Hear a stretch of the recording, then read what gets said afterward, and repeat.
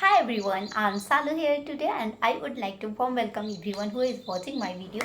So one big thing is when we are going to speak English, that time our mind got blank.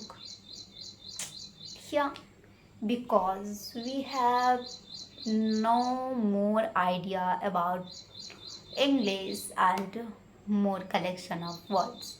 That's why our mind got blank. But if you are practicing on daily basis, then one day we are able to speak much fluent English. So just try to practice again and again on daily basis. Don't forget to practice a single day. If you forget to practice, then you don't do this thing. Okay, just try to practice on daily basis, and by the practicing you can improve yourself.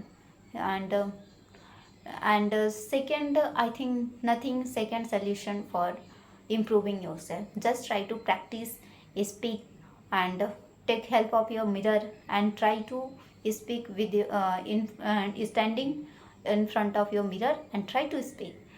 By this way you can also improve your speaking part. So sometimes my mind is also got blank, because I am also a learner. I am also try to make myself fluent and much better than today. So it's not a big problem. We are just learner, and we are human.